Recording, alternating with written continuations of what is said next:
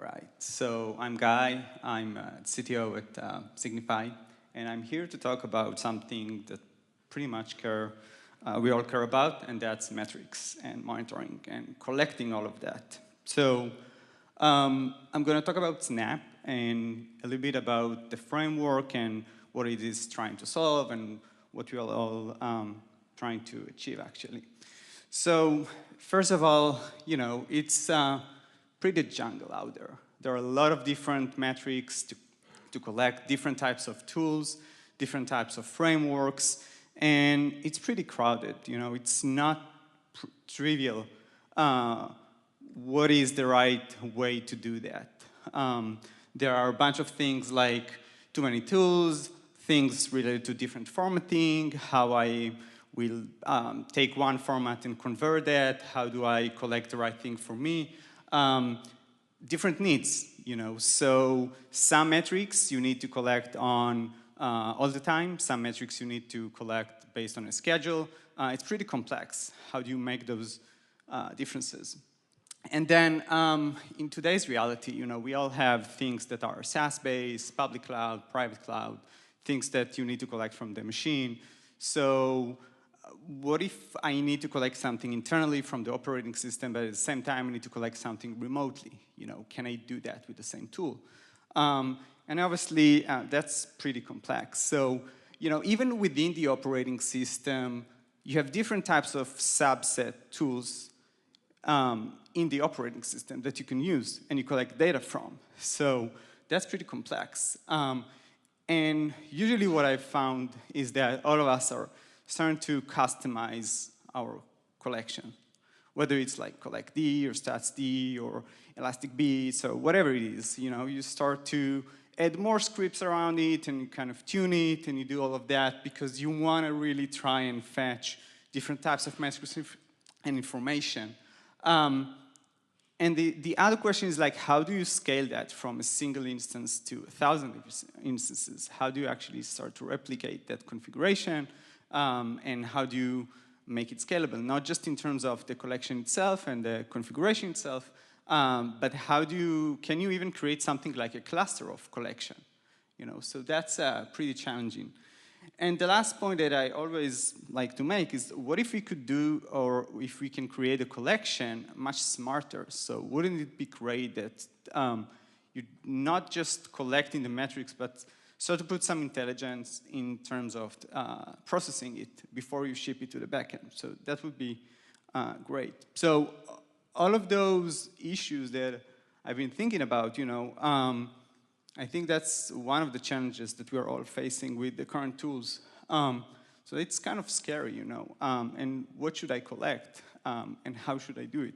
So, my kind of theory is like, you should just collect them all, right? And how you do it. So there is Snap. So Snap is an open telemetry framework. It is backed by Intel, but it is completely open source, Apache v2. And it's really powerful. It's really great. So it's written in Go, and it's really about simplification of how you manage telemetry. And you have different types of layers in the framework. So you can basically control the collection separately from processing, separately from publishing, which allows you full flexibility. It is fully compatible with its own internal API, so it's all REST-based. You can control that directly. And the nice thing about Snap is that it provides the support of clustering. So now you can actually create a cluster out of your collectors, and it's really powerful in terms of scalability. It's also powerful in terms of how much power you can put into the collection itself. And everything is pluggable. So it's completely a decoupled model between collection, processing, and publishing. So here's how it works. So Snap workflow is kind of a pipeline, if you want to think about it that way. So you can collect, and you can collect from different types of collectors. So you have a plugin for every single collector. you can collect it locally from the operating system itself. You can also collect remotely and bring that data in. And then you have something called processor, which is another plugin, which you can filter, you can decorate, you can enrich, you can transform, you can do all those manipulations before you even ship that into your backend.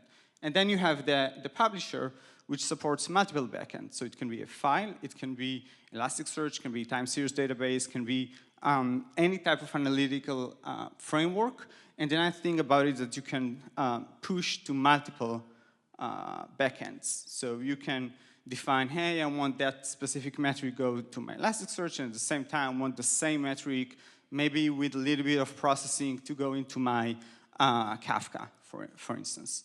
And you don't need to write any customization or any script. It's part of the pipeline. So over 100 plugins available today. It's pretty awesome that you can find almost anything that you wish already out there. And if you can find it, it's pretty simple to write one. I'll talk about it a little bit later. Then the really important part is the middle, the processing part. Because if you think about it, and I've started to talk about, wouldn't it be great to put some logic into the collection? And that's actually right there. So you can set up anomaly detection right there in the collection, right? So, and you can push only the anomaly metrics to a specific backend while pushing the original metric to a different backend. So you can have that kind of flexibility. It's really powerful. So things like Grafana goes on top, your Graphite cluster, anything at all that you want, any other framework that you want to use, you can use with a publisher. So if there's only one thing you need to kind of come out of this talk is like three sets of plugins: collectors, processors, publishers. The other interesting thing about this framework is it supports flexible scheduling. And what that means is that you don't need to just collect every time. You set your collection interval in advance. You can set up different types of tasks in Snap. Every task will have its own schedule. So you can have it scheduled as a cron. You can set it based on time. You can set it continuously. It supports streaming. So again, think pipeline. And you have full control on tasks and scheduling. So it's pretty powerful. Another great thing is dynamic control. So what that means, as opposed to other framework and tools that are available out there, is that when you want to make a change, you don't need to restart the process. And that means that no restart to a process means zero downtime, because you're not losing collection. So you can update your plugins in real time. You can add a plugin. You can swap a plugin. You can change a metric configuration, add a processor, and just reload. And it's all taken care of as part of the framework. So it's pretty powerful. I want to give you an example into something we've wrote that wasn't available, and that's a Nagios plugin, right? So think about it. What if I want to take, there's a lot of discussion about the difference between events and metrics and logs. Snap supports it all. So you can take a log file and create a metric out of it. You can create an event and or take an event and enrich your metrics. So that's really powerful for anomaly detection, for instance. So Nagios plugin, basically listening to status.dat file, process that, and then run a processor to dedupe the lines, and basically adding tag filtering to tag specific checks, and then stream that to the backend. So extremely powerful. There are multiple regex plugins available out there, and we wrote also our own. So that's just an example of what you can do with Snap and why is it powerful. Last, scaling. So tribe is the concept in Snap that is basically introducing a clustering into the telemetry framework. It means that now you can have a single change in your plugin or your telemetry framework, and just from a single node, transmit that change to all your tribes. So think about 1,000 nodes, and you just go with snap CLI into one of them, make the change, it distributes to 1,000 nodes instantaneously.